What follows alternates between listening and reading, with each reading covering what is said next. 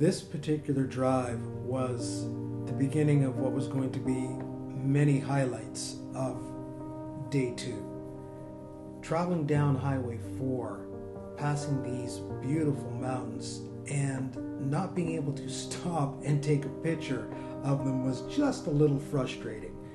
Unfortunately, we were on a time limit. We had to make it to the point where they're allowing traffic to pass where they're doing construction on Highway 4 between Port Alberni and Ucluelet. It was just unfortunate. On this particular morning, you can see from the pictures that we took with our cell phones, the way the clouds were interacting with the mountain peak was beautiful that morning.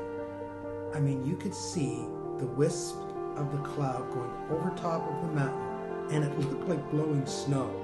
It was really one of those once-in-a-lifetime moments that you wish you could have gotten on your camera, but unfortunately, we couldn't stop.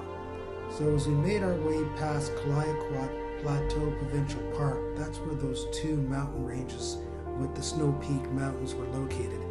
We made our way to the Kennedy Hill construction, and this is where they're basically opening the road up and making it a little bit wider and safer for people to travel on.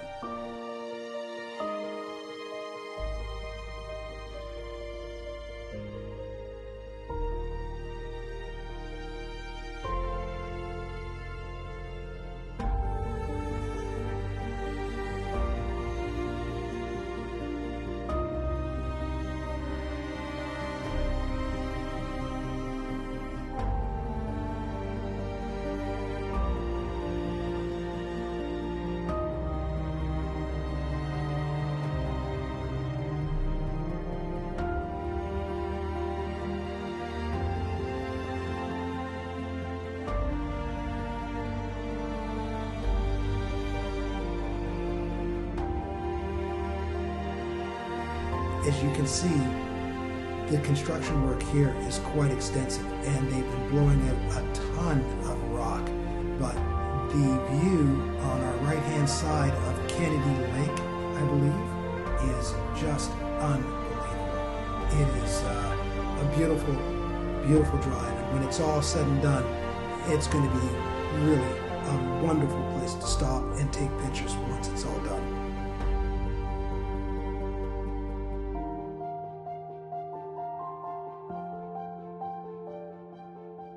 We've been on the road now for almost 2 hours, and it was time to stretch our legs, so we decided to pull into the Ucluelet Marina.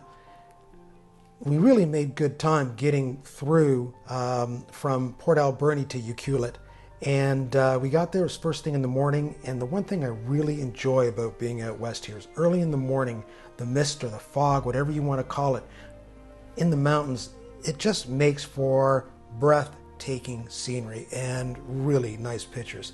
And we are lucky enough to find that right here, looking across from the marina. The Lighthouse Loop Wild Pacific Trail is home to the Amphitrite Lighthouse. Originally built in 1906 in response to the shipwreck of a vessel called the Pass of Melfort, this lighthouse was destroyed in bad weather in 1914, and the current concrete house opened in March 1915. The British four-masted steel bark Pass of Melfort, captained by Harry Scougal, from Ancon to Puget Sound, drove ashore on the rocks of Vancouver Island, a quarter-mile east of Amphitrite Point, on the night after Christmas in 1905.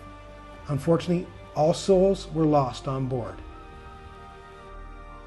As the story continues, the vessel was making its way to the entrance into the Strait of Juan de Fuca when a southwest gale drove her to the lee shore of Vancouver Island, where she smashed into the rocks with terrific force, breaking up soon after.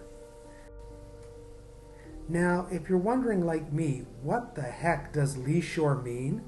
A lee shore, sometimes or also called a leeward shore, is a nautical term used to describe a stretch of shoreline that is to the lee side of a vessel. meaning the wind is blowing the bloody boat towards the land. Okay, got it.